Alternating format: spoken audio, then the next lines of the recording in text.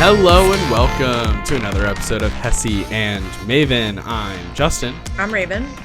And on this week's episode, we're doing another top 5 Pokemon of various types. Episode 50. This is also episode 50 of the podcast. Wow. Hessy and Maven making it work. I got dressed up for it. You sure did. Mm-hmm. Did your hair up? Yep. Mm-hmm. Looks like that. You look like a pineapple. Your head is a pineapple. Mm-hmm. It's amazing. It's pineapple energy. Yeah. For episode 50. I'm wearing a kimono. Perfect. Sort of. Kimono bathrobe. Yeah. We're just having a good time. I have this disgusting carrot juice that's supposedly has mango and other things in it, but it's just carrot, pretty much. Yeah, it just tastes like carrots. It's too thick. I thought it was going to be like Naked's other smoothie type drinks where it's fruit heavy and it's not so thick and bitty. I so far haven't gotten bits, but I feel like it's grainy. Like it's got carrot grains. It just is thicker than I want a juice to be, and then also it like leaves a film in my mouth Of carrots. of unpleasant vegetalness. Yeah. Remember when Mom said vegetable the other day? I do. She was like, "Yeah, we'll make some stuff for Easter, and then obviously me and Jesse we like a vegetable." Yeah. She's so funny. She's a goof. Yeah. Gotta have her on the pod. All right, yeah. And this week, so we're doing another installment of the top 5 Pokemon types, or of types. This week is fire and flying. This was hard for me because I don't super care for flying Pokemon. Really? There are some that are double typed. Yeah. That I like, and one of their types happens to be flying. But most of the bird Pokemon, I think my problem is like a lot of the bird Pokemon just look like real life birds. Like, and I don't want a real life animal in Pokemon. I get that. You know what I mean? It does feel that way sometimes. That's how I feel about, yeah, you're absolutely right. That is incredibly true. So I think I steer away from them, but there are some good ones. Yeah. And then sometimes they do a Pokemon that does look like a real animal, but it's a particular animal that I'm down to clown with. Fair. So I'm like, all right, I'll fuck with this. Yeah. Like, it's not on my list. It wasn't for fighting either, and it's a fighting flying type. But there's like that new Pokemon Flamigo. It just looks like a flamingo. Yeah. I fuck with it. Yeah. I wish it had a cool evolved form or even a smaller form, like a baby flamingo would have been so freaking cute. But whatever. And it literally just looks like a flamingo. Yeah, it just looks like a flamingo. But I do like it. But yeah. Tony told me yesterday that he had to drive his mom to the airport this morning because they're going to Anshin, Tony's mom, and Leanna, Tony's sister, and Kirsten, Tony's other sister, and Leanna's baby's father's family. Okay. Did you follow there? I did follow there. They're going to Disney for a couple days. Oh, good for and them. Tony had to take her to the airport this morning at 5 a.m. So everyone's going to Disney but Tony? Yeah. Oh, wow. Okay. And Tony had to take her to the airport this morning.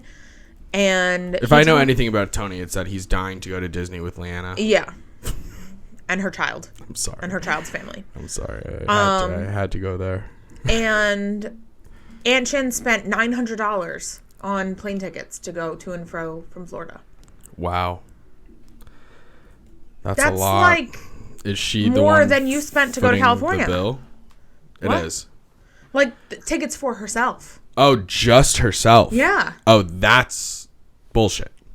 Like that's bullshit. And it's Florida. Yeah. Yeah, bullshit. I don't know where she found those prices. Yeah, is she and she's flying Frontier. Okay. I know. I don't know if it was the Trenton airport that we went to, but I think it was. What is going on? That is fucking crazy. Yeah. Okay. I hate that for them. I know. I hate that for them. That genuinely just sucks. Yeah.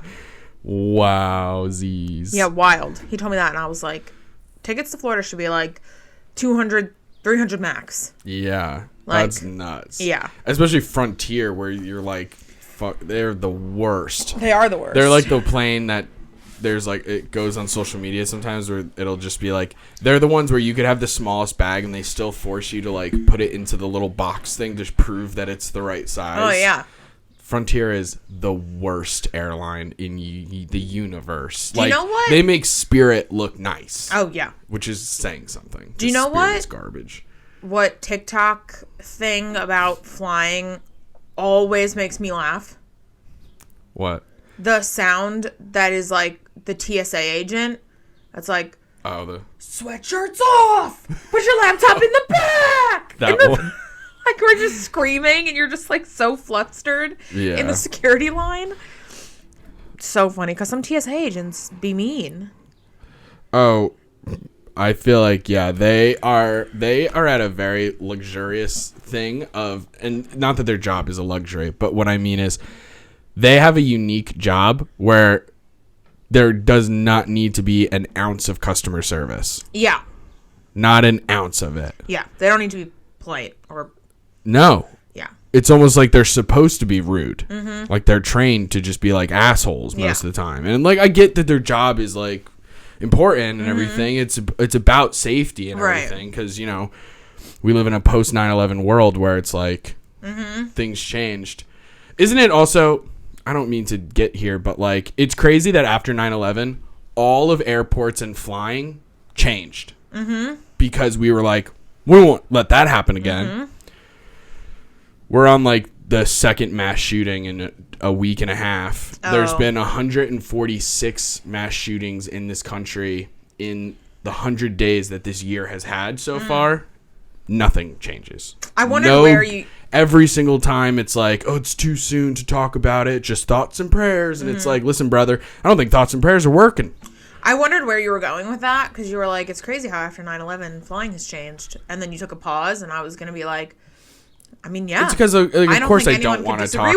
Yeah, I mean, of course I don't want to talk about mass shootings and stuff like that. It's just incredibly frustrating. I understand that nothing changes, and it's like the answer is always, from Republicans at least, the answer is always more guns, arm everybody, give a 6-year-old a gun just in case, like all this crazy ass shit, and it's just like it fucking pisses me off. Anyway, I saw a funny thing on, I think it was featured on the Seth Meyers late night show. This guy gets an email. He gets an email and his name is, let's just say, like Blake Smith. And the email address was just like 1 or 2 characters off. So it was meant for Blake Smith, just not that Blake Smith. So it was an invitation to a bachelor party taking place in Vermont. And 99% of people would be like, oh, hey, sorry, wrong Blake Smith. Yeah. Not this guy. This guy responded and said, I'm fucking in. And they respond to him going, hey, so that was a mistake. Like, we didn't mean that. But you seem fun. Head over to fucking Vermont. Let's do it.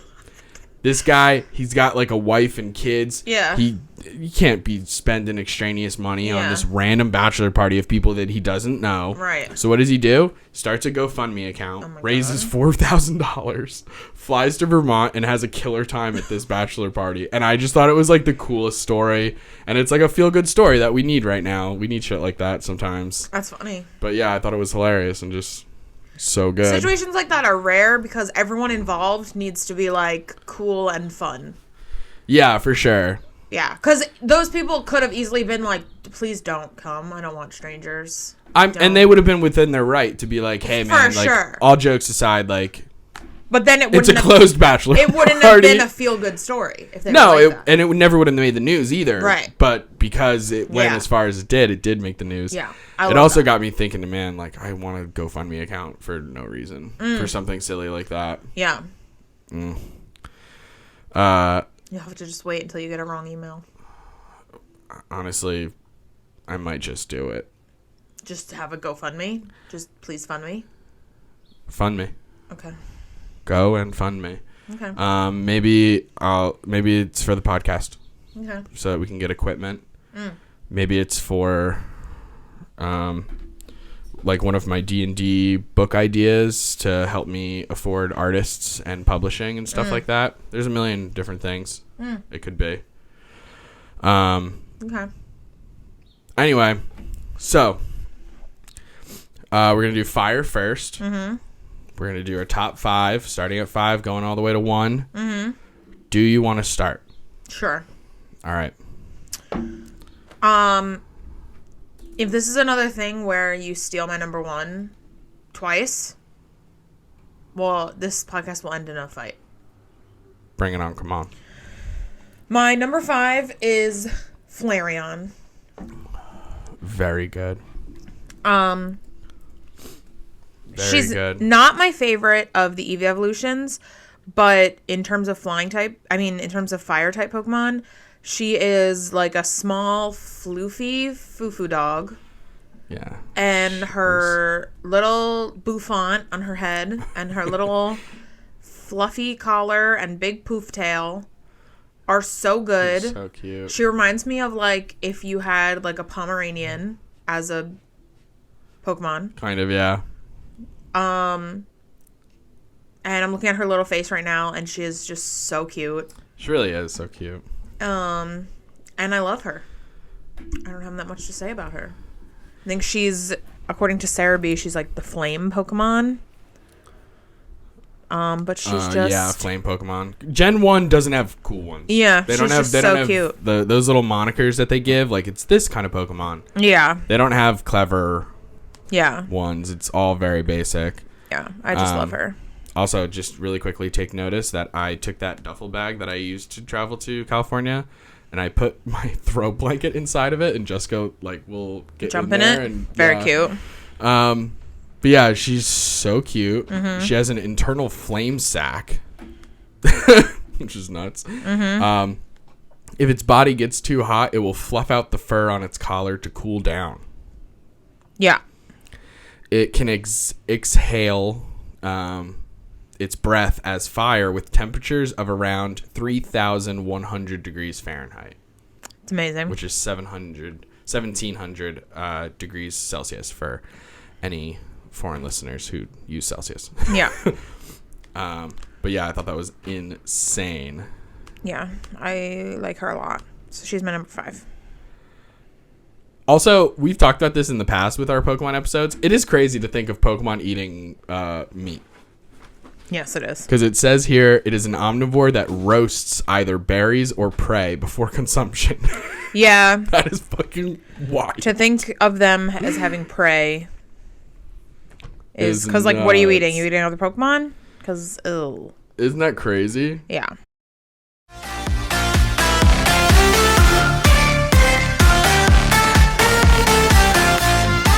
All right. All right, so my number 5, I had to go classic.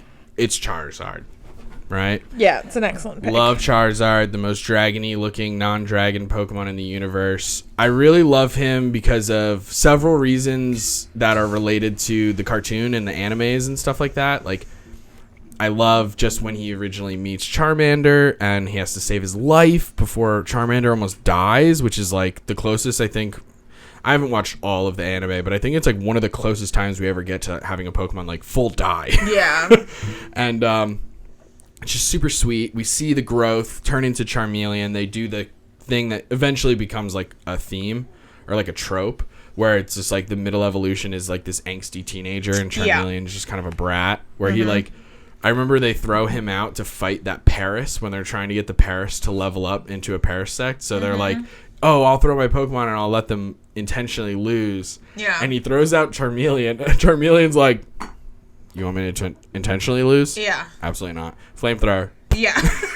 And Paris is like, Paris! Yeah. So funny. And then he turns into a Charizard, and it kind of does that thing, that game mechanic in the game, where something is too high level and it won't listen to you unless you have the gym badges. Yep. I think that's why they did it, but I don't know. Like, yeah, it just shows a lot of personality. It was a lot of fun. And, man, in the battles, so fucking cool to watch. And Charizard definitely comes across a little cocky, but sometimes he really backs it up.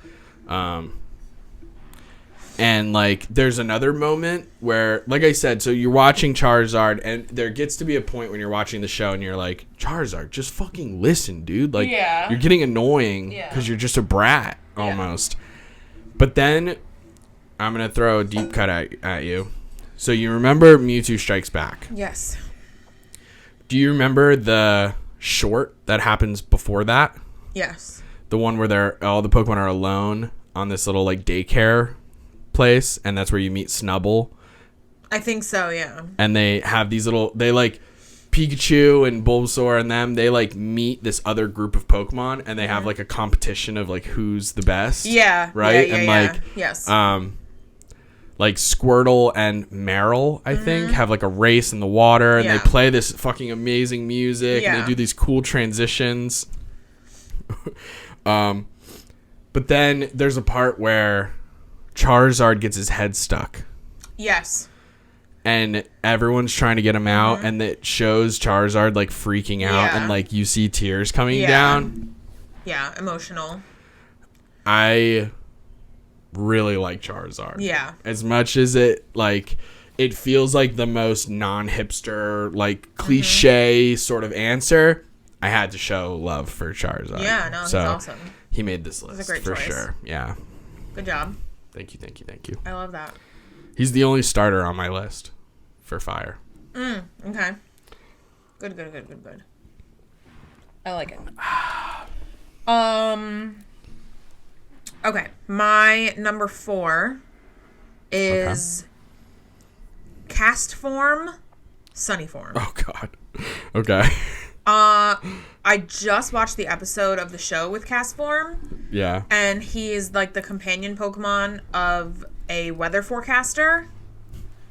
And that's actually brilliant. It's so cute. It's in its like normal form and it just sits on his shoulder and is just like this little amorphous blob. Yeah. And it can change the weather and he participates in weather experiments and it's so cute and it just has this tiny small voice and it's like Cast Form. And it's so cute. It's like Jessica's meows. Yeah. And yeah, the Sunny Form is considered fire type. Like it changes its type when it's all different. It has Snowy Form, which is an ice type, and Rainy Form, on the which is a weather water outside. type.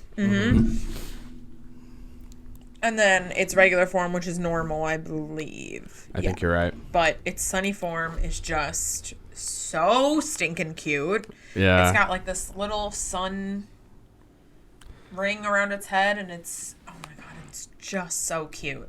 It is really cute. Yeah, and that it can control the weather. Like, are you kidding me? Yeah, So I remember having Cast Form in the game and having it change forms and stuff, which is like both a gift and a curse. I've never seen it in the game.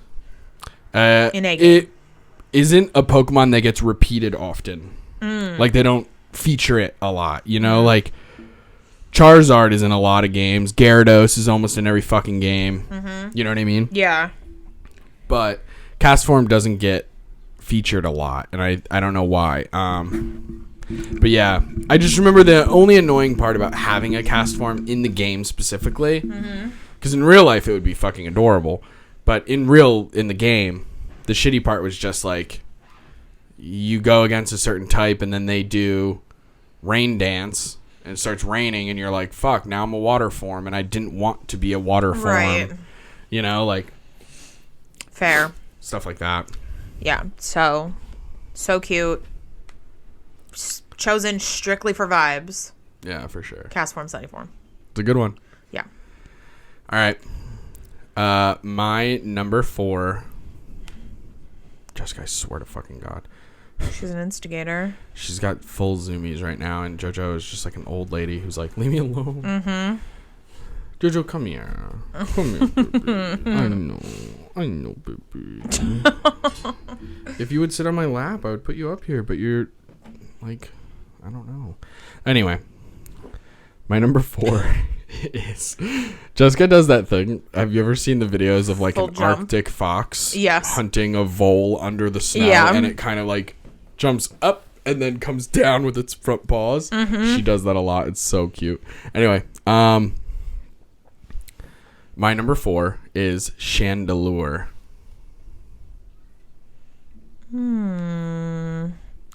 Looking up now. It's the luring Pokemon. It's ghost and fire. It looks like a chandelier. Okay. Let's see. Ah, yes. I thought This is a was very good one. A brilliant design of a Pokemon. I think it's really fun. It's cool that it's ghost. Like that makes a lot of sense for like if you were to design a ghost and fire Pokemon. Mm-hmm. This one makes a lot of sense. It starts as Litwick, which is just like a little candle. Type. Yeah, the candle. Then becomes Lampent, which just looks like kind of a lamp. Yeah. That has the fire inside, and then it becomes Chandelure, which is a chandelier. So it's just like such a good progression of the evolution forms. The typing is really fun. They have that one move in the game that like all fire Pokemon can learn, every ghost type can learn, and it's called Will-O-Wisp. Yep. And all it does is burn. It just makes the other Pokemon be burned. Okay. But it's specifically listed as a ghost move, and it's like because of Chandelier in my head, at least, or Chandelure in my head. I just think it's so fun. It's really fun. Yeah. I love this. There's this fact on Cerebi from Pokemon Shield that says, in homes illuminated by Chandelure instead of lights, funerals were a constant occurrence. Spooky. Oh. Mm-hmm. And in Pokemon Sword, this Pokemon haunts dilapidated mansions. It sways its arms to hypnotize opponents with the ominous dancing of its flames. Wow. She's spooky. It is also said that any spirits that get incinerated by Chandelure's flames end up losing their way and are forced to wander the mortal world forever. Wow. Jesus. That's pretty cool. So he's also a badass. I'm just like, yeah, I'm very into him. I think he's really cool. The German... And I like that the flames are like the bluish purple. Yes. Also. The German name for this Pokemon is Scalabra. Scalabra. It's cool. It sounds so not German. I know. I have to think of it in a German way. Sprechen Sie Deutsch? Scalabra? Yeah. Scalabra? Perfect. Very good. Very good. All right, Chandelure. Very good. What is your number 3 fire Pokemon? Victini. Never fucking heard of it, I think. She's psychic and fire. She's super cute. In all her pictures, she's like this. Peace sign. Yeah, she is. Which is funny because she only has 3 fingers on each hand. Yeah, she's so cute. Some of the facts are this Pokemon brings victory. It's said that trainers with Victini always win regardless of the encounter. Wow.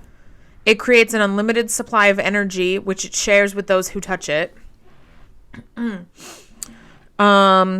it shares the infinite energy it creates, that being's entire body will be overflowing with power.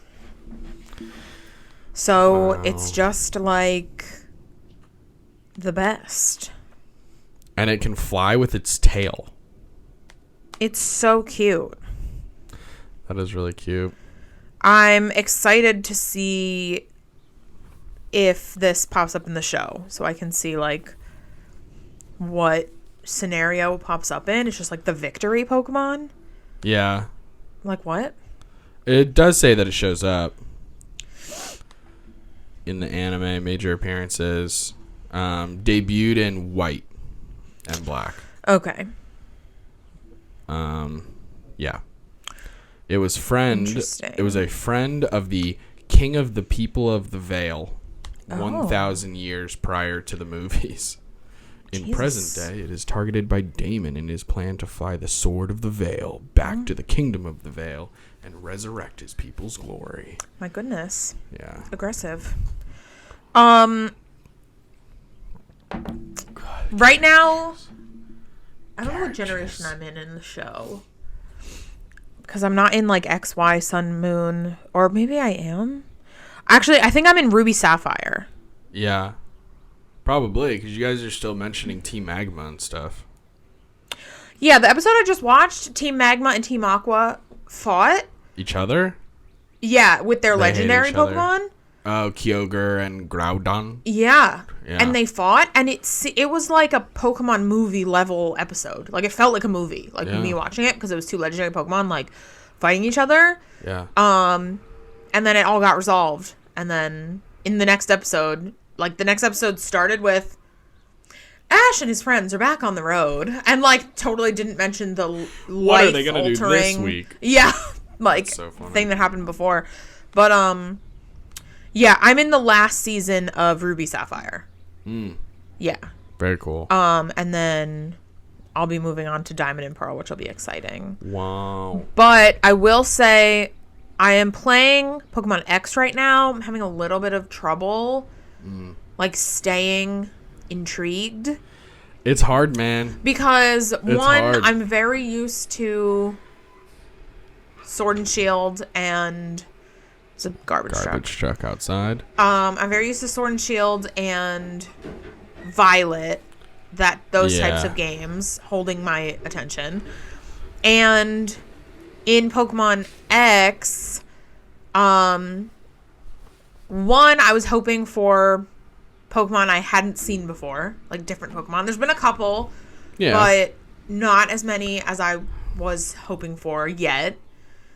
I did just beat my first gym leader in Pokemon X. Congrats. And it's hard because every 3 steps is like I walk past somebody and the little exclamation point pops up and I have to fight them. So, like, and there's, like, no Poke Centers. Oh. So, like, I fight people. They're very few and far in between. They're very few and far between, and, like, my Pokemon are, like, dead, and I'm not at a Poke Center yet, and then I have to walk all the way back to the last one I saw, heal my Pokemon, and then very reminiscent of the old games. So that's kind of annoying right now. Yeah, but honestly, that being said, the reason I brought it up is, I thought briefly about trying to find Pokemon Black and White. Realized it would probably be very similar to Pokemon X, so might skip it. However, I was telling a friend of mine that the next Pokemon game I want to buy is Ultra Moon. And he said it's his favorite game out of all the games. Really? So that got me pretty pumped up. And there's a lot of fun Pokemon that I've never seen before that are from the Alola region. Oh, yeah. And that is the region that's in Sun and Moon. So Pokemon Ultra Moon is definitely going to be what I buy next. Yeah, I would definitely recommend getting the revamped versions. That's Ultra Moon. Yeah, that's what I mean. Yeah, that's what I'm going to do. Obviously, they came out with Sun and Moon first, and then... Yeah, I'm going to do Ultra Moon. Yeah. Yeah, so I'm pretty stoked to get that one and see the Alola region Pokemon. That all seem pretty cute. Yeah. So, anyway. I like the Alolan Raichu. I've talked about that before. Mm-hmm. Yeah. Some of the Alolan forms suck. Specifically Growlithe. They ruined Growlithe. But I don't like the Growlithe that was in... Maybe it's not Alolan. Maybe it's... The Growlithe that was in Pokemon Arceus. And it had, like, a fringe that hung over its face like this. That's it. It was, oh my god, it was awful. Terrible. Yeah. Absolutely terrible. And then meanwhile, they did some where you're like, okay, this is fucking cool. Yeah. Like, I think it's Alolan. I could be wrong. But Alolan, like, Sandshrew and Sandslash, fun. Okay. The Ninetales and Vulpix, fun. Yeah. But, yeah. Okay. Anyway, so Victini is my number 3. Victini is your number 3. Mm-hmm. My number 3 is a Pokemon that is featured in episode 1 of all of Pokemon. Ho-Oh. Word. Ho-Oh has made many... He's been referenced many times in the show. Yeah. Has been seen in, like, when people tell stories and they do, like, a little dream sequence type thing. He's been seen. Ash has seen him flying up ahead, and it's just like a shadow. But Ho-Oh has not made an official appearance in the show yet. Yeah. I watched an episode where he shows up. Yeah. But it's not until, like, the Journeys, the ones that I was watching on Netflix. Yeah. He shows up in that one, and there's, like, a really specific way that you have to get him, and it's, like, has to be in a certain tower, and then, like, there needs to be a rainbow, like, all these different things. Mm-hmm. But yeah, he just is really cool. He has, like, the head of a peacock, but then also, like, this red and gold. He, like, shines. Just really freaking cool looking. And I was always really into him. And then, like, just the nostalgia of him being in episode 1 and being this, like, legendary Pokemon that, like, isn't available in the games even until, obviously, Gold and Silver. Like, he's the gold where Lugia is the silver. Mm-hmm. Yeah.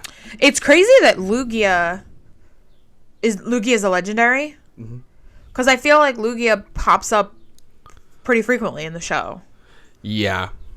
Well, and Ho-Oh is like this mysterious, never before seen. I know. I think that's why I like him whatever. Too. And Lugia is like, Lugia, just be there.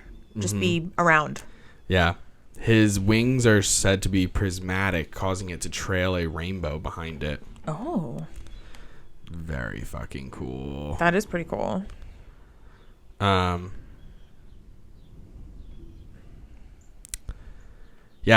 I'm just into it. I love it. It also is said to have do you know those 3 legendary, they almost like dog-like, or they're kind of like lion, dog, tiger-like, Raikou, Entei, and Suicune or Suicune. Yes. It says here, when a war broke out, burning both the Tin Tower and the Brass Tower, it created Raikou, Entei, and Suicune. Wow. And all 4 disappeared. They have been, in different episodes of the show, Ash and his friends have encountered people who are hunting for those legendary dog things. Mm-hmm. Yeah. I think Entei made 1 appearance and then quickly vanished. Yeah. Yeah. I just think he's really fucking cool. And low-key, I didn't know that he was fire type until I fucking did this list. Entei? No, sorry, Ho-Oh. I didn't know Ho-Oh was fire. Oh, well, look at that. He's fire / flying. Yeah. Flying, of course. But I didn't know that he was fire. So I was like, oh, shit. Fuck yeah, I'm picking Ho-Oh. I love that. Plus, that has a fun name. I'm sure it means it's a fantastic name. Japanese. But, yeah. Yeah. Great. That's a great pick. It's him. I love it. Very good. Number 2. Delphox. Is that with a PH? Yes. Delphox is the final evolution of the starter that I have in Pokemon X. Fennekin, I think the starter is called. I think you're right. But the first time I ever saw Delphox, I was like, I have to have that Pokemon. It is giving, like, mysterious, walking through a misty forest. Because... like a misty forest at night, and then you just see, like, something giving light and kind of flickering and being like, is that, like, a candle? Or yeah, and it's just this beautiful, flowing, bipedal fox Pokemon that holds a stick that's got fire at the end of the stick. Wand, almost. And it's like you almost... I can envision, like, this is the Pokemon you encounter at a crossroads. Yeah. In the forest. And it's like, answer my riddles 3. Yes, yes. Yeah. I love it. It's fire and psychic. Oh, yeah. I love it so much. Some of these facts. It gazes into the flame at the tip of its branch to achieve a focus state, which allows it to see into the future. Wow. Using psychic power, it generates a fiery vortex of 5,400 degrees Fahrenheit, incinerating foes swept into a whirl of flame. It's just beautiful, and I would absolutely love it to be my partner Pokemon. In French, it's Goopelin. Okay. Yeah, it's just So cool. I can't wait. Hopefully I can stick with Pokemon X long enough for it to evolve. You gotta. I will say the interesting thing about Pokemon X is so far, I don't know if it's going to change, so far every time I put a Pokemon in a fight, like if the Pokemon stays there throughout the whole fight, it goes to the next level. It levels up. Really? Yeah, every time. Wow. So, yeah, That's my Pokemon have been dope. leveling pretty fast. That's really good. Because So- I'm replaying, as you know, but the listeners may not know. I'm replaying Blue right now, and man, the amount of fucking grinding you have to do. To get your Pokemon to I level up. forgot. Yeah. Because it's not that easy where they immediately level up when you beat a trainer or something. And also, you can only give experience points to the Pokemon that are used in battle. So, like, and it was funny. You know, what's funny is I mentioned it to Steven and Andrew, and I was like, man, I gotta say, it's crazy going back to the old ones because it's super nostalgic and I fucking love it. But at the same time, like, there are some parts that I'm like, I really miss about the new ones, and it's mainly that experience thing. The fact that all of your Pokemon get experience when you beat, whether it's a wild Pokemon or a trainer. And I think it was Andrew was like, no more having to switch out Magikarp every 5 fucking seconds to get them some experience points so that they can become a Gyarados. And then Steven just wrote, Magikarp, use Splash. Oh my god. He's like, yup. That's what happens. Yeah. Because in the first game, like Blue and Red, you don't get like one standard fishing rod. You get multiple fishing rods throughout the entire game. And the first one you get is the old rod. Right. It only will catches ever Magikarp. catch Magikarp. Then you get a good rod, then a great rod, and then maybe another one, an ultra rod or something. What a fucking nightmare. It's annoying. And then like 90% of the Magikarps you're getting anyway are all, they start at level 5. So you're just like, if you get one at level 10, who doggy. Yeah. Because, and I only know this because I'm a nerd, and I have a weird memory with things. I think it's at Magikarp at level 15 learns Tackle. Game changer. Now it can actually do fights. Do something. And then at level 20, it's kind of a low level evolution. Level 20, you can have a Gyarados. Yeah. So it's pretty sick. But something cool that happened recently in the show, they introduced the idea of Pokemon G-Men, which they didn't give a good explanation for, but it seems like FBI. Yeah. And there's this one Pokemon G-Man that they keep running into named Lance. And he has a Dragonite, and he just like he infiltrates like crime rings, and he has a Dragonite. Yeah. And he's one of the Elite Four. Yes, he is. Yeah. And he was a pain in the ass to beat, man. he's pretty cool in the show. He had a Gyarados. He had like 2 Dragonairs. He had a Dragonite was his big finisher. Yeah. Man, that was hard. The first time I beat him, like the very first time I beat Pokemon, and I don't know why I remember this. Yeah. I only beat him because of the rare candy cheat. There's like little glitches in the game. So you'll be surfing and you'll randomly come across a Pokemon that you can't find in water. Yeah. And I found an Electrode in the water that was at level like 95. So that's the only way that I was able to do it. And I used Explosion. Okay. Sacrificed. Nice. He got down, so like Electrode only had so much health left. So it was like a... Yeah. I normally hate that move because I would never support the idea of killing my own Pokemon for the benefit of killing another Pokemon. But man, it was the only way I could win. In the show, the reason I brought him up is they show the episode where he gets his Gyarados, and it's a red Gyarados. It's hell yeah. Shiny. It's in the show they explain it because it was a science experiment of like this evil scientist. Yeah, it's gross. And it's red, and it's super angry all the time, and he has to fight it with Dragonite, and then he catches it, and then that's his Gyarados. He just has a red Gyarados. That's sick. It's so awesome. That's so cool. But yeah. Anyway. Okay, your All turn. right. So Delphox was your number 2, right? Yes. My number 2, it's already been mentioned, Magmar. Oh.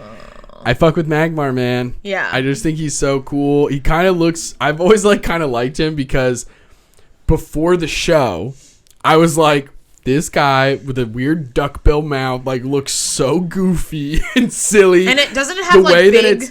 The way that its forehead and the flames makes it look like it has boobs on its head. Like, I was like just this. like... It's like... But, with, like, they stick out. Like, if you Google a picture of them, they're like bulbs. Like, it's literally like boobs on his forehead. It looks crazy. And I was always like, crazy. What the fuck is this guy's deal? And then I saw him with Blaine in that fight against Charizard. And I was like... Hold the phone. And it's pretty awesome. This guy's a fucking badass. Mm-hmm. I love Magmar. And I was just like, hell yes, dude. Magmar is fucking cool. I also... Just... So much of this goes back to playing Red and Blue as a kid. And, like, not just the cartoon, but it's really those games.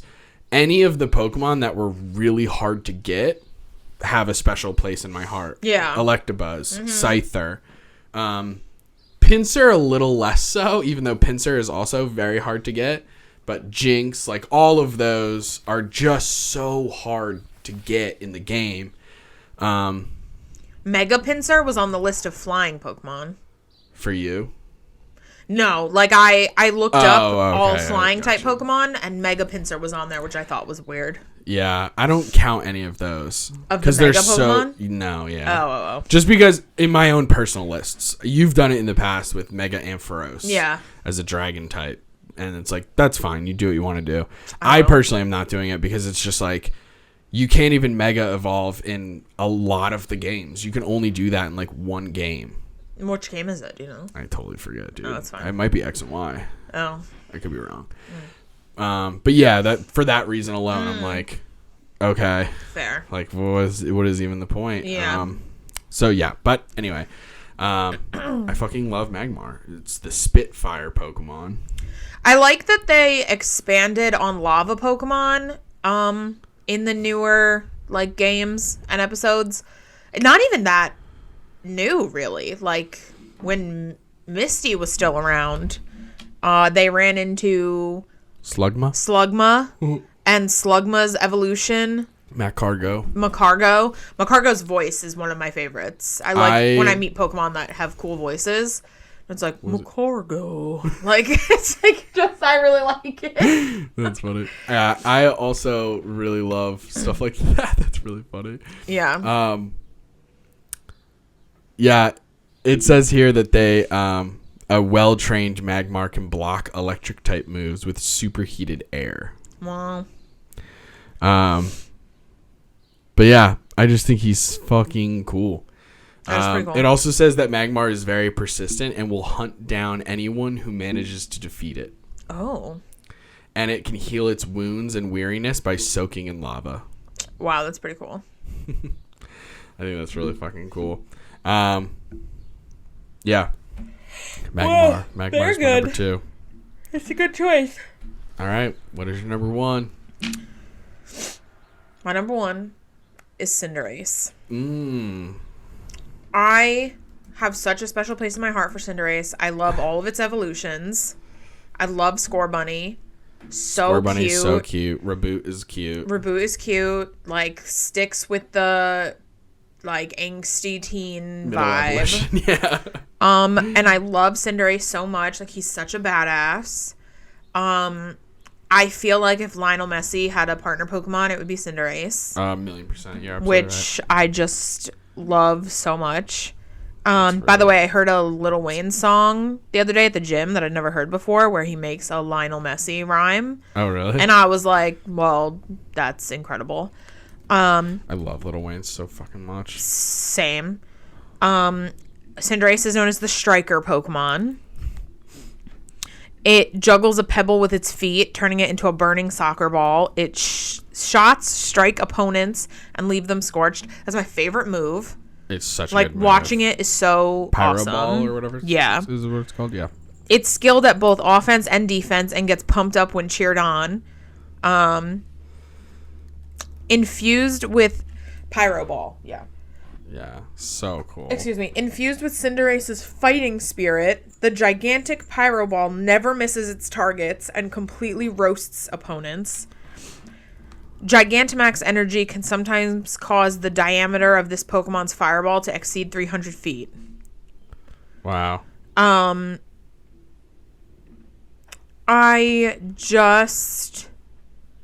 love it. It's my favorite fire Pokemon. It is really cool. Yeah. I love it so much. It's a really fun idea to have a bunny/rabbit Pokemon be fire type. Yeah.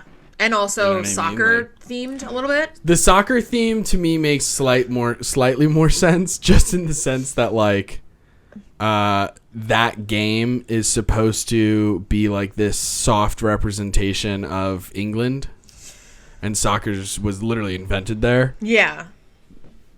So like, I can dig it slightly. You know what I mean? It's interesting that they were like, well, it's going to be loosely based on England. Let's make this bunny Pokemon Well, they kick. kick a fireball. What do you mean they kick? Bunnies. They kick? Yeah, they kick. They got legs. They got powerful legs. I mean, I knew they had legs. Even in the old ass school fighting video game Bloody Roar, Uh-huh. there was a character named Alice, Okay. and she turns into a rabbit, Okay. and the rabbit has a special move that is soccer based. Oh. Yeah. I didn't play that game. I don't think you were ever a fighting game galley. I'm not. Galley girly. I don't like to Sorry. fight. But Cinderace is my number one. Very good. Love her. Love, love, love. Very good indeed. Yep. You want to take a stab at what my number one is? For fire. For fire? Pokemon that I have said out loud in the past, maybe not on a podcast, that I absolutely fucking love. It's like one of those Pokemon that if Pokemon were real, that I would want. Is it Moltres? It is not Moltres. It is 100% fire. It's not anything else. I don't know. Unless you do the alternate form of it, which I kind of am okay with, but... I don't know. What is it? Rapidash. Ah, yes. I fucking love Rapidash. Yes. Just, I mean, again, we go back to the cartoon. That episode. He's riding a Ponyta in that big race, which is such a fun episode to begin with. You got the fucking dickhead character on a Dodrio. Yep. Which I like Dodrio too. But, whatever. And then at the towards the end of it, it evolves into Rapidash. The hair, the mane, the kind of tufts of hair on the hooves all are all flames, but like if it likes you and trusts you, it doesn't burn you. Yep. Which is awesome. So fucking cool. Yeah. It's a it becomes a Ponyta. Is Ponyta a unicorn? I don't really know. But no, Ponyta is just a straight up horse. But unless you look at the Galarian one, Yeah. then it's a unicorn. But no, Rapidash becomes a unicorn. It's just so cool. I awesome. always used to fucking like it. Yeah. Yeah, the idea of being on a Rapidash in real life and it like being around fire, but it like literally not burning you at all is just so fucking cool. Yeah. I don't think that they have once replicated a cool fucking horse Pokemon that I'm into. There are a couple horse Pokemon in the game. Most of them I don't give a fuck about. Yeah, I don't love the ground type one that has like clay. The donkey one. It starts as what looks like a donkey. Yeah. The next one makes it look like a giant Yes. fucking Clydesdale. Yeah, I don't like that one. I don't like that one either. It just looks clunky and weird. It's very clunky. And I want my horse to look slender and Not clunky. agile and like Rapidash is featured in the very opening of the original Pokemon. Like you know what I'm talking about? Yes. And it's like running through like a grassy field that has like the wind blowing Yes. the grass. It's lovely. And it's just fully going. Yes. Oh my God. It's so fucking cool. It says here it can run at about 150 miles per hour. Wow. With incredible acceleration, it reaches its top speed in only 10 steps. Wow. At full gallop, its hooves barely touch the ground. The faster Rapidash goes, the longer the swaying flames of its mane will become. Swang? Swaying flames. Swaying. That's what I said. It sounded like swang. Fuck you. You're looking for mistakes, even when they're not there. At an all-out gallop, its blazing mane sparkles, a feature that is said to enhance its beautiful appearance. Very good. Oof. Yeah. Wonderful. I fucking love it. That's a great number one. Thank you so much. Rapidash. All right. Now we're going to get into flying. Flying. Wow. Flying. Okay. Yeah, this was hard for me. This was hard for you? Yeah. This I think you'll be surprised. was by a my number little one. hard for me, but not that hard. Okay. I like flying Pokemon. I've always liked flying Pokemon. I love birds in real life. I mean, we did top 5 animals. Top 4 of my animals are birds. Yeah. So I like birds in general. Fair. So I'm into flying types. Fair. So yeah. It wasn't that hard for me personally, but I'm very curious to see what your 5 are. I think you'll be surprised. Okay. Okay. I'm excited to be surprised. You ready for my number 5? I'm ready for your number 5. Ducklet. Okay. This is what I wish the water starter for Scarlet and Violet looked like. Yeah. It's just a little cute duck. Its evolved form is pretty good too. The evolved form is hilarious, I think. It evolves into Swanna. And the picture... Oh, the picture where it's kind of... The picture, it's like... which I think is so funny. But Ducklet's so cute. Yeah, she is. Like, they're better at swimming than flying. They happily eat their favorite food, peat moss, as they dive underwater. When attacked, it uses its feathers to splash water, escaping under cover of the spray. There's another fact about it eating peat moss. It's just a little duck. And I love her. Oops. And its evolution is funny. Yeah. It does look fun. Yep. I don't have that much to say other than it being cute. It looks like a little bit of a Stoopy boy. Yeah. Because it just has this very blank expression. I don't know if you're seeing the picture of where there's like 8 of them. And they're all just like... No. No. Where are you seeing that photo? I'm on Bulbapedia. I don't fuck with Cerebi or any of the other sites. I just really like Bulbapedia. Oh, yes. They have this photo. It's like that one, but there's more. But They have like slow, not slow bro, Slow not brain. slow king, Slowpoke? slowpoke. They have slowpoke expressions. They do. They are very cute. That's really funny. Yeah, that's my number 5. Strictly on cute vibes. Very good. Very good. All right. My number 5 comes from a little bit of personal sentiment in the sense that I had one when we played Sword and Shield for the first time. I had one, and it was one of those Pokemon that I caught very early in the game, and it stayed with me for the entire game. Okay. Until literally the very end. Okay. And even to this day, it's one of my strongest Pokemon in that game. Unfezant. Unfezant. Unfezant.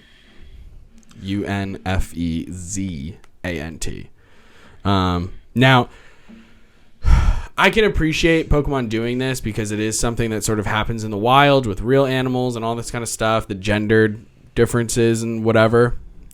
Whatever. I originally caught the female one. Is it the one that doesn't have the red? You know how animals are in the wild. Yeah.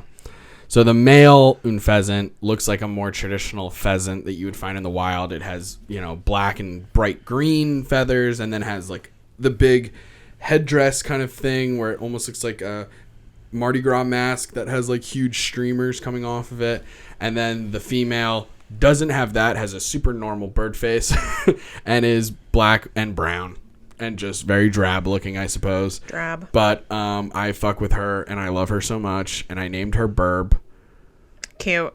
And the proud Pokemon. Yeah, that's true. Yeah, the proud Pokemon.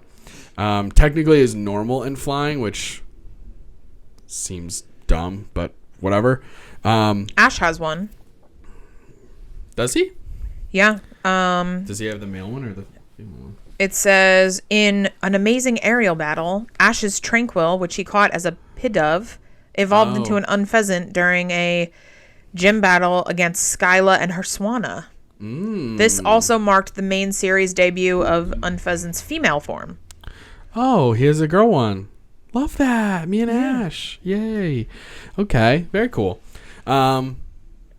Yeah, I just love them. And of course, look at everything. I'm reading all the little facts, and it's just like the males are known to fly faster than the females.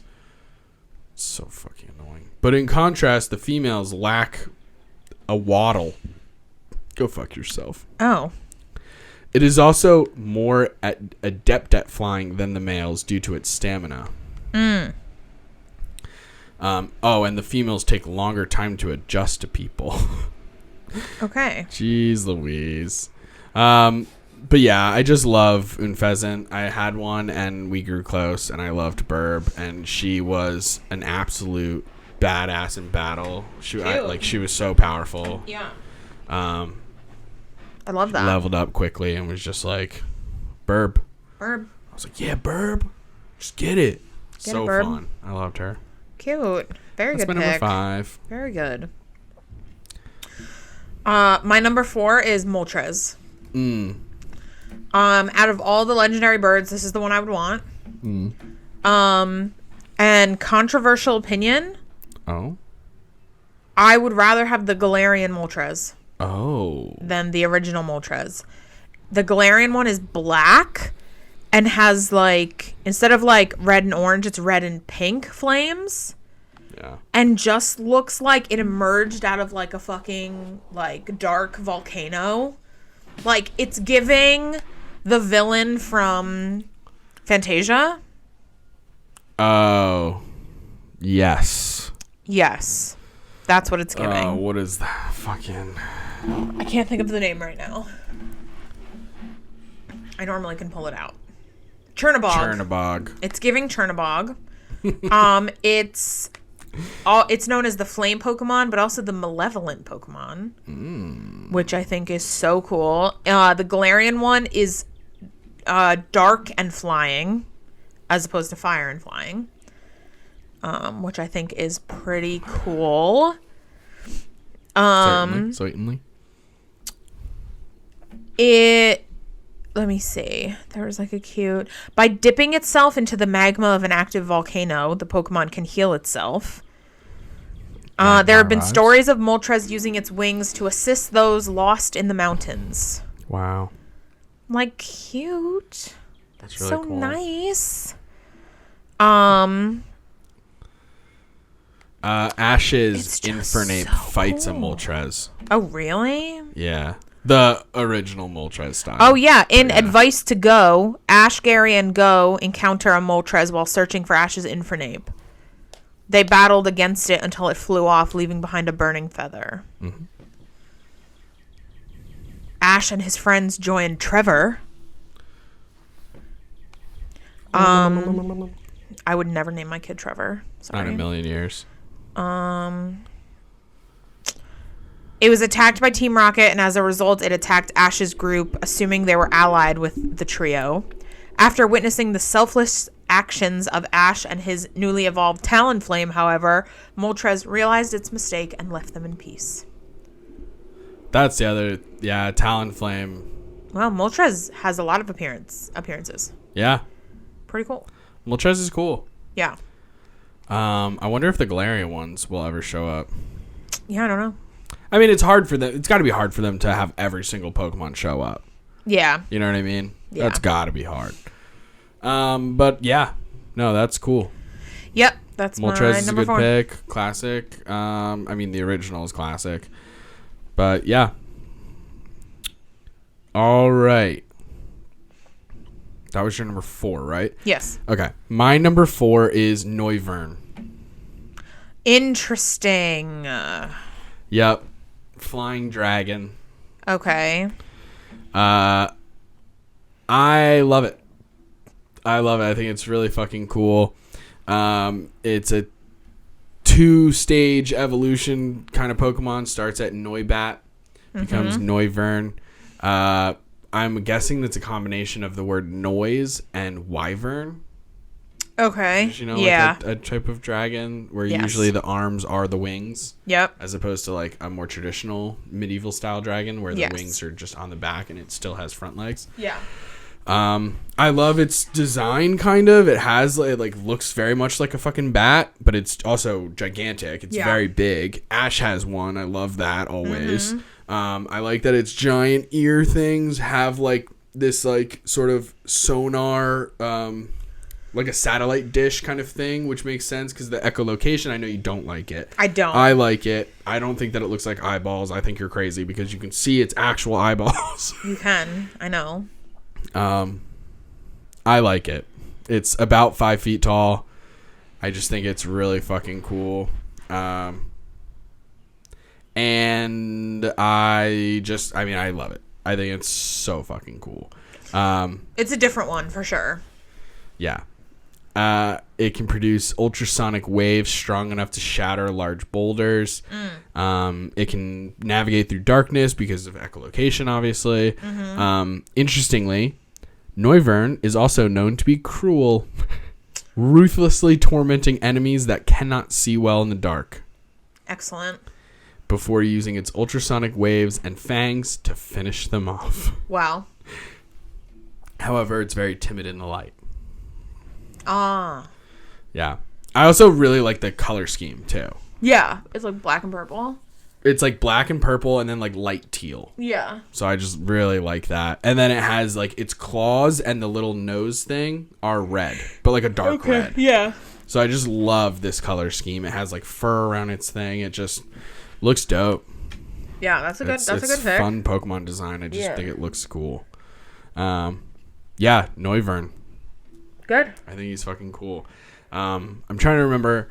Oh, I had one and I named it Billy Idol. I don't know why. I think because it kind of looked a little punk rock and I was like, hell yeah.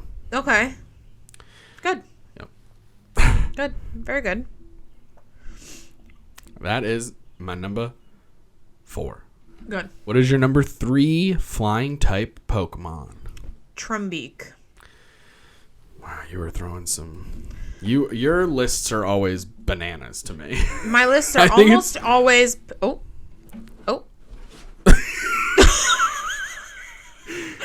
Josie got a touch of the zoomies. She just really does not like to be fucked with when it comes to Jessica. Like, it's because Jessica's way of playing. Like, I think it's very attack forward. Yeah. It's like when she plays with me. Look at this new one. Yeah. Got me. That was through the blanket because it's getting warmer now. So I don't have the throw blanket on top of the comforter. I can only do the comforter. Yeah. Which therefore means I have less protection. God forbid I move a limb. Yeah. Yeah. Do you know what I did? This is a sidebar. What I did last night. So right now I have a big box fan that I aim towards my face. Yes. But I've been getting warmer at night. And I wish. Good job drinking that. Look at those bits, and I told you it's bitty. It's like fucking slime. And I wish that I had the fan directed at my feet. So I ordered another box fan. Jesus Christ. So I'm going to have one at my face. I'm going to have one at my feet. I'm going to have air coming at me from all directions. You should just... And it's going to be great. Invest in like one of those sleeping bags where you can put the fan around it so that it just blows up the sleeping bag. Yeah. You're just like in a tunnel of air. A wind tunnel. That's where I'm going to be sleeping in. It's going to be fantastic. Okay, anyway. So funny. Trumbeak. It's a middle evolution. It starts as Pick-a-Peck and evolves into Toucanon. Wow. All adorable. I would love every evolution of this. Yeah. This is an Alolan Pokemon. This is one of the ones that I am upset that I've never seen because it's in Pokemon Sun and Moon. Oh, jeez. The Trumbeak is known as the Bugle Beak Pokemon, which I think the word bugle is funny. It's a dual type, normal and flying. I love its colorful beak. It first debuts in First Catch in Alola, Ketchum style. It's just super cute. Its beak is orange and light red. I know, it looks like a woodpecker. Yes, it does. Which is so interesting because the first stage of the evolution also looks like a woodpecker, just a smaller, cuter one. Yeah. And then it becomes a woodpecker. And then they're like, should it evolve again? And they're like, yeah. What do you think? Bigger woodpecker? No. Toucan. I love it. I would love Toucanon. Toucanon, I think, is known as the cannon Pokemon, which I think is cute. Good girl, I protect you. But yeah, I would love this Pokemon from the beginning when it's a Pick-a-Peck. Yes. Oh my god. Yes, continue. Pick-a-Peck is so cute, and I would love to have a Toucanon. So it's just adorable. I love it, and it makes me want to order Pokemon Ultra Moon right now, which I might. I do. Yeah, I really, really like this pick from you. Yeah. It's very fun. But yeah, Trumbeak, that's my number 3. Because woodpeckers are cool. Yeah, they are. They're very cool. We have woodpeckers around here. I know. Mommy tells me that they sometimes they hit the house. Sometimes they do hit the house. Yeah. But yeah, that's a great pick. That was your number 3, right? Yes. Okay. My number 3 has a name that I love. Drifblim. Excellent choice. Drifblim. I love Drifblim. It is a ghost and flying type. It is the blimp Pokemon. The blimp Pokemon is so good. Yeah, when I saw that, I nicknamed the first Drifblim I ever got. I nicknamed it Hindenburg. Wow. I know, tragic. Well, it's also a ghost. Like, it really makes sense. Yeah. Like, if there was going to be a ghost blimp Pokemon, it would be called Hindenburg. But anyway. I love it. It just is really fun. I think it's really interesting. Its style. It does look very much like not a blimp, like a hot air balloon. Uh-huh. In terms of its shape. Am I right? Like, look at it. It looks 100% like a hot air balloon. It has a little tuft of hair at the top of its head, which kind of looks like a cloud. And it looks like a hot air balloon. These little pupilless red eyes, and like its nose is just like a yellow X. Yeah, like when you see people with tape on their face or something like that. Drifblim would make a cute tattoo. Like, look at that. Oh, it looks awesome. I really like it. Yeah. I like the color scheme. I like the purples. I love the floof on its head. The floof on its head is good. It's really good. Oh my god. Someone made Drifblim into Nicolas Cage. Very good. Very good. That's what we needed. Yeah. It says here that they prey on Clamperl. I don't know why. Interesting. Clamperl just made an appearance in the show. It was very cute. I know. What's happening? I don't know. I'm trying to make more space for JoJo. I don't know if she wants to actually get on the desk. Oh. Oh my god, look at her shaking. She's shaking. Come here, Pippi. Oh my it's god. Okay. Oh my god. I protect you. JoJo is what are you doing? So Do you want to get down? sensitive. You want to get on the desk? She's freaking out right now. Oh god. We just had a Mufasa moment. She's so upset. It's because this dumb cat. Jessica. Josie really needs therapy. Honestly, she needs Xanax. Yeah, she does. Anyway, there are rumors of Drifblim carrying people to the afterlife. There have been songs and poems dedicated to Drifblim due to people admiring its transient melancholy aspect. Wow. Yeah.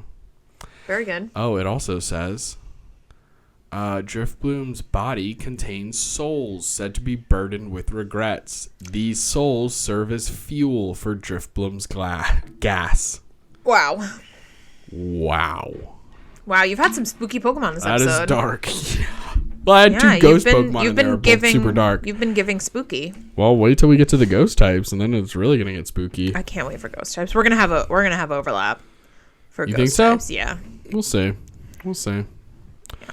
Yeah. Okay. My number 3, Driftbloom. Cute. What is your number 2? Skarmory. Oh, wow. That's an interesting choice. I would not have guessed that. I chose this because there are multiple Skarmory in the show, and the 2 that I've seen that Ash fights have female trainers, and they're badass. They're strong AF. They give Ash like a super battle to where like Ash almost loses. Yeah.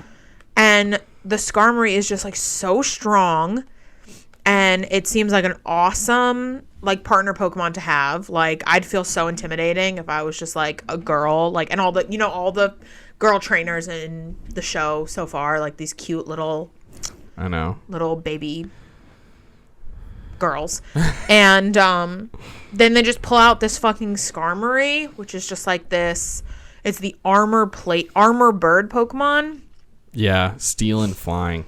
Yeah, it's so cool. Some Pokedex entries: after nesting in bramble bushes, the wings of its chicks grow hard from scratches by thorns. Wow. The feathers that it sheds are very sharp. It is said that people once used the feathers as swords. Phew. Which is like it can fly almost 190 miles per hour. Once a year, the battered wings grow back. They fall in battle. Once a year, they grow back completely, restoring the cutting edges to their pristine state. Its sturdy wings look heavy, but they're actually hollow and light, allowing it to fly freely in the sky. It's very cool. It's just awesome. It is awesome. Badass Pokemon I'd love to have. I wish it evolved or had a pre-evolution. Yeah, it's interesting that it doesn't. Yeah, I think that's why I never really messed around with Skarmory too much. I was such a weird... I don't know. For some reason, when I was younger and I was playing the video games, when Pokemon didn't have evolutions, I was always, like, bummed. Yeah. I was okay with it when it came to Scyther and Electabuzz and Magmar, even though now they have...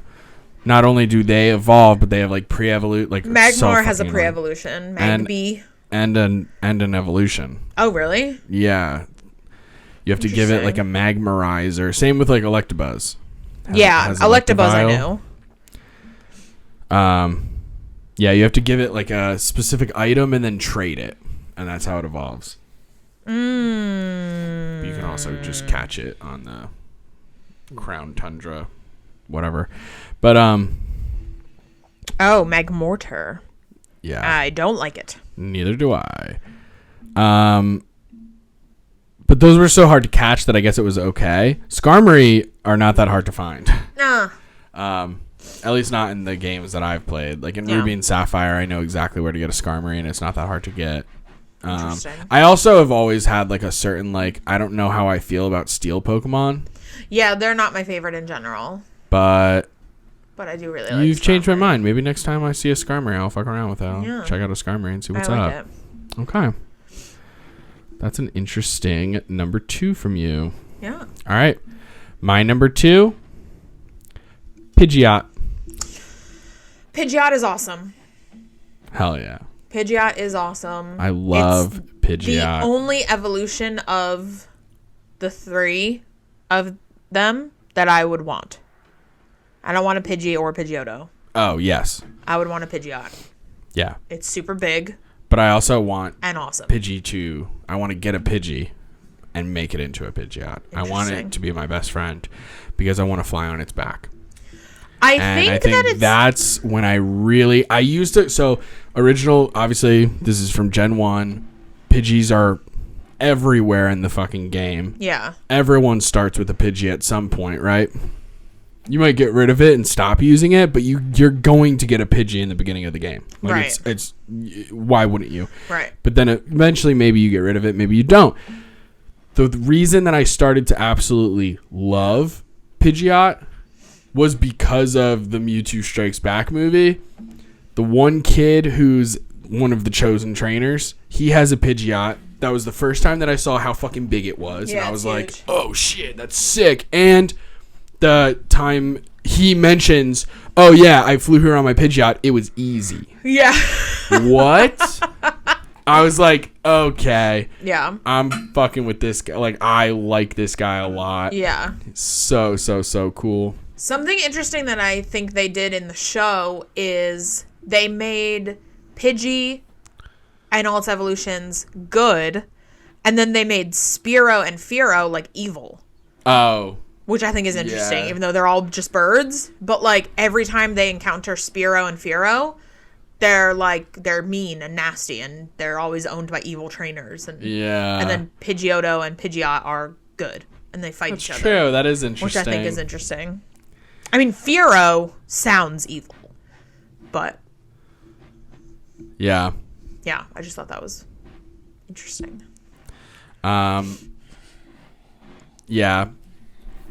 Ash gets it. He has a Pidgeot. Yeah. Well, he caught it as a Pidgeotto very early. It's like his third Pokemon. Yeah. Pikachu, Caterpie. When his Pidgeotto evolves, it's awesome. Yeah. It sounds fucking awesome. Into Pidgeot. I think what happens is there's a forest filled with Pidgeotto, and they're all afraid of the Spearows that are headed up by a Fearow. Mm-hmm. And then Ash tries to use his Pidgeotto to help out the other Pidgeotto, and then his evolves into Pidgeot, which is fucking huge. That's like the exactly Fearow. what it says. Yeah, and then Ash leaves it behind to protect the other Pidgeotto. Yeah. Yep. Which Ash does with all his Pokemon. I gotta tell you, couldn't be me. No, never, not in a million years. I mean, like, I respect it because it do really respect shows that these Pokemon are sentient and, like, truly have a level of higher thinking. And also the fact that they're not just leaving for no fucking reason. Yeah. They're leaving, most of his Pokemon leave to protect something. Yeah. Which I really do respect, but it couldn't be me. Also is just like, what? Yeah, like you're my pet, my companion, my friend, and I'm leaving you behind forever? Yeah.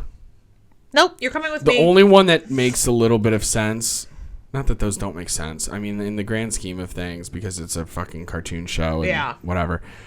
But the only thing that I would say makes a lot of sense is the Butterfree. Yeah.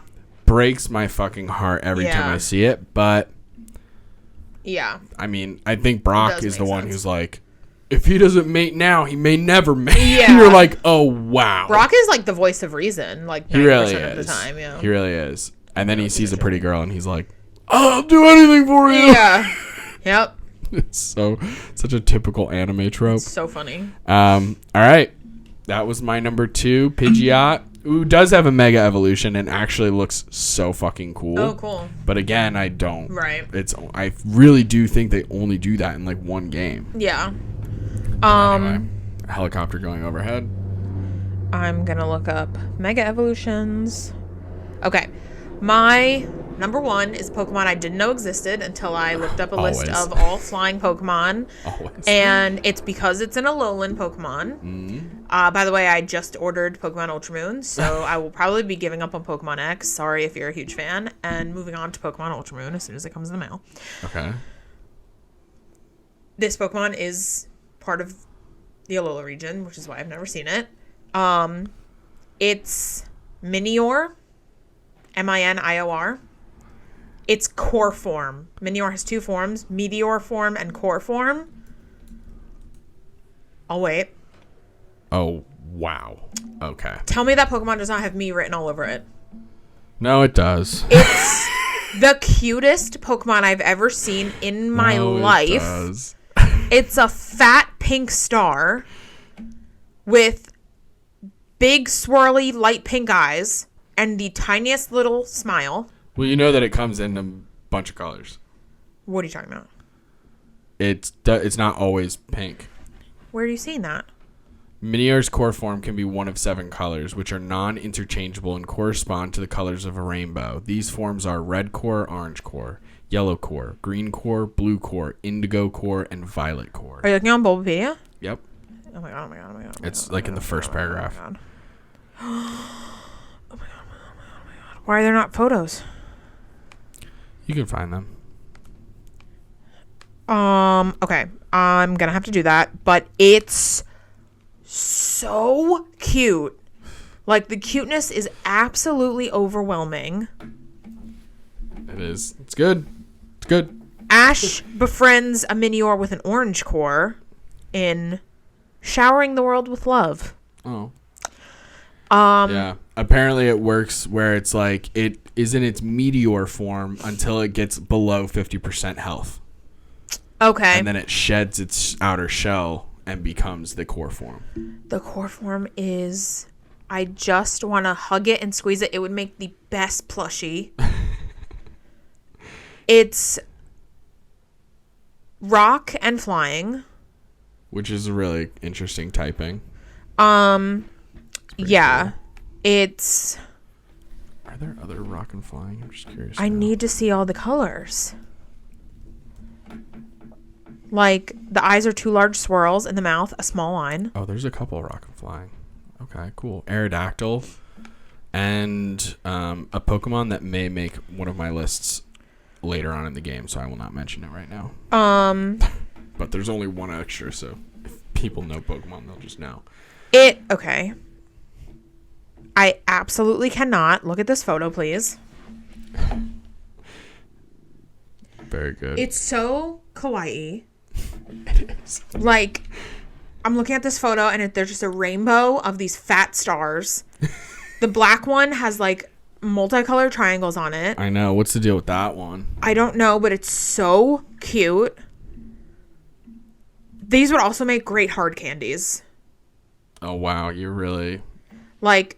Your business degree is really showing Yeah. right now. I love them. We could make plushies. We could make hard candies. We really eraser could. tops. Hello. Yeah. The black you one know is what you do? the black one is shiny. With the eraser top, you make it the meteor form. Yeah. As you erase it, Yeah. core form appears. It's So you don't know what color it's you excellent. get until you erase away. Wow. I love We it. have a whole business idea. Pokemon, Nintendo, call us. I love it Game so Freak, much. call us. I cannot wait to play Ultra Moon. If I don't find one of these, I'm suing Pokemon. Yeah. I guess I'm going to have to play your Pokemon X then. I'm playing 3 Pokemon at the same time. It's so good. I love it. I love that for you. That's my number 1. I can't wait to have one. I will. Oh, okay. Jojo? Goodness gracious. Jojo? Jojo, please. Jojo, goodness gracious, please. Joe? Oh my god. Josie. Jojo. I love this for us. Josephine? Josephine. Come here.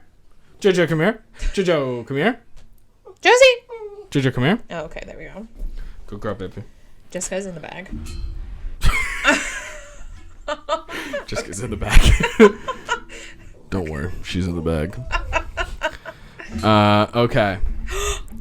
The cat's out of the bag. The saying? The Wow. saying. Wow. Josie, please. Joe. Josie. Enough. This is our lives, everyone. Just constantly yelling at Josie. Jojo. You sweet little devil. Josie. Jojo. She's a psycho. Stay. All right. All right, what's your number 1?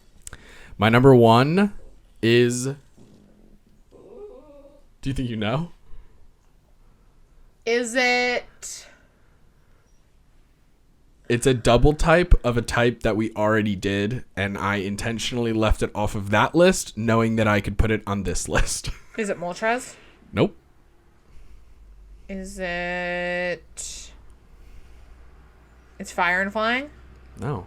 Oh. Not literally today. Just a type that we already did. Oh. I don't know. It's my favorite of the legendary birds.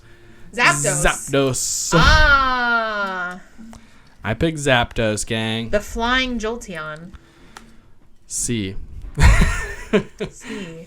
I fucking love Zapdos. I think that it's my favorite of the legendary birds. I know that Frankie and Joey agree with me that it is the best. Zapdos? Mm-hmm. Interesting. They say it on their podcast. I'm surprised they agree. With each other, you mean? Yeah. I know they never agree with anybody. Or with each other almost ever. Interesting that neither us nor them prefer Articuno. I love Articuno, though. And we Yeah. haven't done Ice type yet. We'll see if it makes the Yeah. list. I do like Articuno. Articuno was interesting because it existed at a time before Ice type was a thing. And it was weird because, like, I don't know, it was blue and you were like, is it a water bird? It only knows ice moves. Ice isn't really a type. Like, they had moves like Ice Beam and Right. stuff like that, but then, like, there wasn't really, you know what I mean? Like, it was very strange. Yeah. It wasn't like a type of Yeah. Pokemon, technically. I don't know. Weird. But Okay, anyway, back but to Zapdos. Zapdos. I love Zapdos. When it flaps its glittering wings, it releases electricity that can potentially cause thunderstorms, produces massive crackling and snapping sounds when it flies. These are attributed to the lightning bolts it sheds when airborne. It only appears during thunderstorms and gains power when struck by lightning. It is very, very rarely seen. They did come up with a Galarian form, just like your Moltres.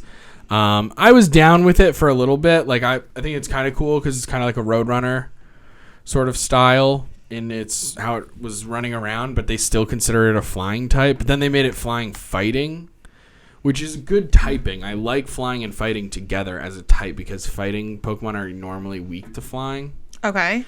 But at the same time, flying is one of those weird... You know, like, if you're fighting a fire Pokemon and Yeah. you use a fire move, Yes. it always is, like, not Very effective. Or, like, a water Pokemon and you use a water move and it's, like, not very effective. Electric Yes. against electric. You know how sometimes, like, if you are fighting a flying Pokemon and you use a flying move, it's not very effective. It's just normal effective. Oh, interesting. Okay. That's always interesting. Just a little fun fact there. Yeah. Okay. Not every type is not very effective against each other. That's interesting, especially like Dragon, right?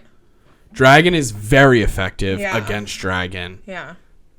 And there was a time when Ghost was very effective against Ghost. That is not the case anymore. Oh, okay. But it used to be. But sometimes they're not super effective and they're not very effective. Just regular effective. They're just regular effective, and Yeah. flying is one of those. Okay. I don't know why. I mean, I guess it kind of makes sense. Like, in real life, birds attack birds. Now, the legendary birds have not made an appearance in the show thus far, and I'm on season 8. Is it because they appear in a movie? They are in the second movie. Okay, they're in a movie.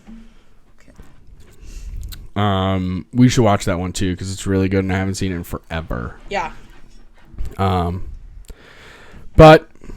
And they all three do, and Lugia. Yeah. I don't think Ho-Oh does though. Anyway. Oh, but then there's other. I think they fall under flying type. I'm not sure, but Latios and Latias. Oh, okay. Are you familiar? One's blue, one's red. They look like jets. Yeah. Yeah, they show up. Okay. And they're really cool, and they're kind of cute. Cool. Just because of the little sounds they make, Yeah. are kind of cute. Even though they're kind of like badass. Yeah. My goodness. Slowly emerging. Yeah, Jessica is an enigma. She's so fun just to watch sometimes. Oh, God. Uh-oh. She's looking at the camera. Don't do it. All right, let's wrap this up. I'm hungry. Let's wrap this up. All right, gang. Oh, and God. she is going for Jessica. it. Jessica? Jessica, come here. Jessica, come here. No, Jessica, come here. Jessica, Jessica, come here. Okay. Hey, guys. Thanks so much for listening to this episode of Hessy and Maven. Check us out on all of our social media stuff. It's Hessy and Maven, one word. Also, we do have an email address. That's hessyandmaven@gmail.com. Please send us in your ideas. We love this idea of doing the top 5 kind of thing. Yeah. Give us ideas. Give us ideas of other categories that we can do top 5 lists. Top 5 We're thinking junk that foods, top 5 coffee flavors, top 5 amusement parks, top 5 amusement park rides. Amusement park rides, maybe. Top Amusement 5. Parks is it's like Six Flags and Disney. True. When I went to Hershey Park the last time, I said Hershey. I said Hershey. Didn't I? You made that stupid face. When I went to Hershey Park, I went on one ride, and it was the one through the chocolate factory where they give you a Hershey kiss at the end. Yep. And that was it. Yeah. There was no roller coasters or anything like that, so I don't know anything about it. And then all these other parks I may have heard of, I don't fucking know anything about them. Yeah. So they can all suck it. Anyway.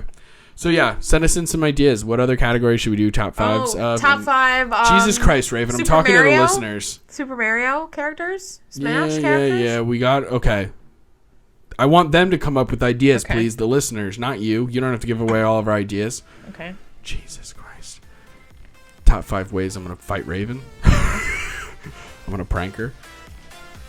I'm not, because I don't want to get pranked back. Even though Raven, I don't even know if Raven would prank me in retaliation for fear of greater retaliation. Anyway, thanks again for listening to this episode of Hessy and Maven. Please tune in next time where we talk about something else. Bye. Bye.